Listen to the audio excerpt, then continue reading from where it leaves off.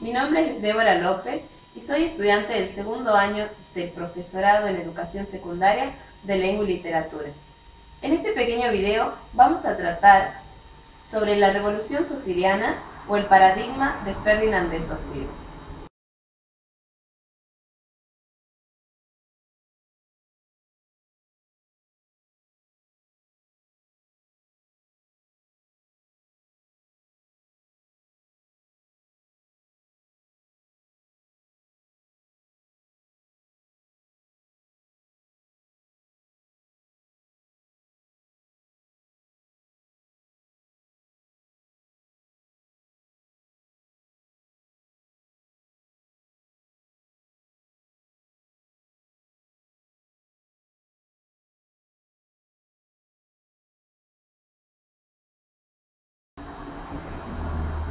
La lingüística es el estudio científico tanto de las lenguas naturales y de los aspectos relacionados con ellas, como de su evolución histórica, su estructura interna y del conocimiento que cada uno de los hablantes tiene sobre ellas. La lingüística moderna tiene sus inicios en el siglo XIX con la aparición de las actividades de los neogramáticos, que gracias al descubrimiento del sánscrito pudieron crear una lengua propia, el idioma proto-indoeuropeo. Esto animó a los lingüistas a crear una ciencia positiva. Se llegó incluso a pensar en leyes fonéticas para el cambio lingüístico. Sin embargo, no fue hasta la publicación del curso de Lingüística General, publicado en el año 1916, compuesto por los apuntes de alumnos que asistieron al curso que dictó el lingüista suizo Ferdinand de Saussure, que tras la publicación de este curso, la lingüística tomó un carácter científico y definió su objeto de estudio. Si apuntamos directamente al curso de Lingüística General, podemos destacar cuáles son los aportes más importantes que este curso realizó a la lingüística. Dentro de estos aportes podemos destacar tres: la definición de su objeto de estudio,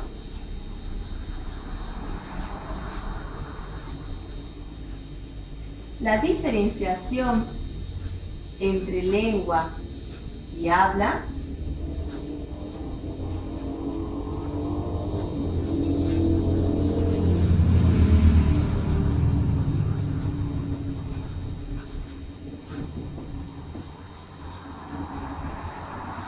y la definición de signo lingüístico.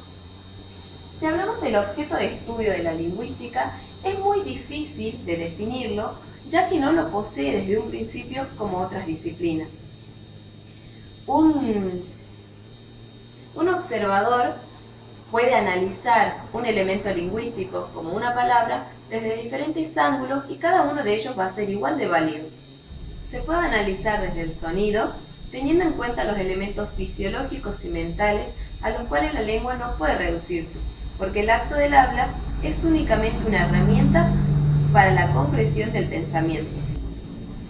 Ferdinand de Saussure explica que no se puede estudiar estos elementos por separado, porque estaríamos dejando de lado otras características.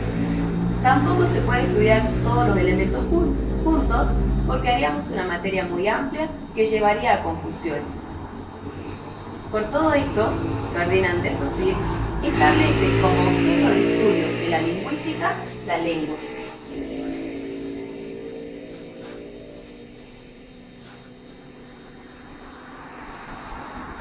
La lengua, que es un estereotipo creado por una determinada sociedad para la comunicación y el entendimiento de sus miembros.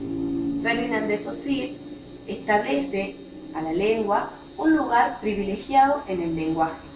Un lenguaje que podemos caracterizar como multiforme, psíquico, físico, fisiológico, de dominio tanto individual como social, y de una facultad natural. Ahora vamos a la diferenciación de lengua y habla. Lengua y habla son elementos interdependientes. Esto quiere decir que dependen uno del otro, que están superpuestos y que mantienen una relación recíproca. A pesar de esta interdependencia, Ferdinand de Saussure establece una diferenciación entre lengua y habla. La lengua es necesaria para que el habla sea inteligible y que cumpla su efecto. El habla es necesaria para que la lengua se establezca. La lengua es homogénea y el habla es heterogénea. La lengua es un elemento psíquico y el habla es un elemento psíquico, físico y fisiológico. La lengua es social y el habla es individual. La lengua es un registro pasivo que posee el individuo y el habla es un acto voluntario. La lengua es un código y el habla es el uso de ese código. Ante esta diferenciación surge un cuestionamiento. ¿Cuál precede, la lengua o el habla? Desde el punto de vista teórico, precede la lengua, ya que se afirma que no puede existir el habla si no preexiste un sistema. Y desde el punto de vista práctico, precede el habla, ya que es el habla el que está antes que la lengua. Es el habla el que la evoluciona y es el hablante ese testimonio de un sistema que representa la lengua.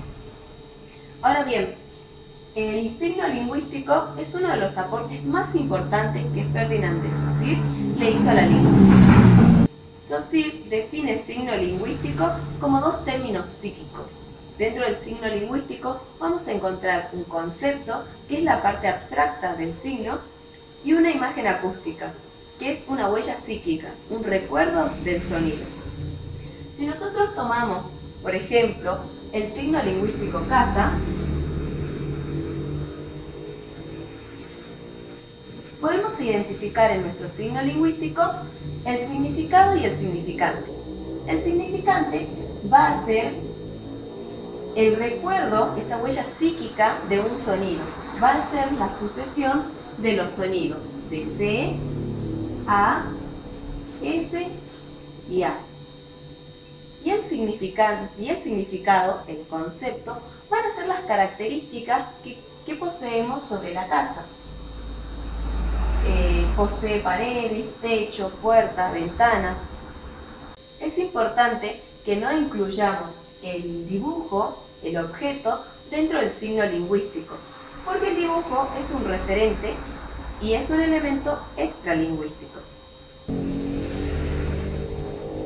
Ahora que tenemos definido el signo lingüístico y cada uno de sus componentes, vamos a explicar la transmisión de los signos lingüísticos a partir del acto del habla.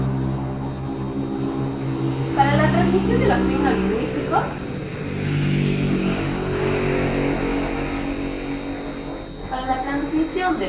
lingüísticos, se llevan a cabo tres procesos.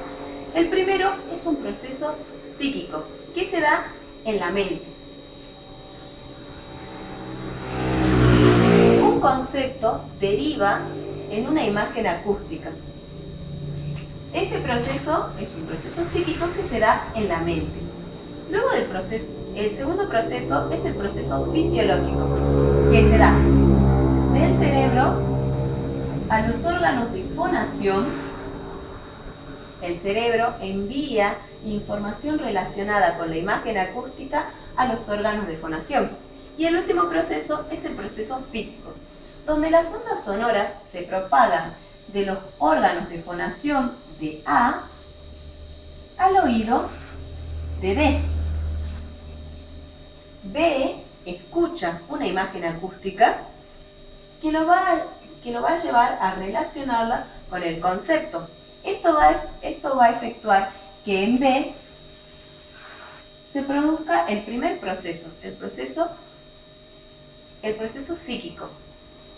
Como B necesita darle una respuesta a A sobre el signo lingüístico que recibió, necesariamente va a producir el segundo proceso, que es el fisiológico, que va de la mente a los órganos de fonación, y va a concluir con el tercer proceso, que va de los órganos de fonación cuando las ondas sonoras se propagan al oído de A. Mediante este esquema podemos afirmar que la transmisión de los signos lingüísticos se da en un proceso recíproco y constante. Estos son algunos de los aportes más importantes que Ferdinand de Saussure hizo la ciencia lingüística.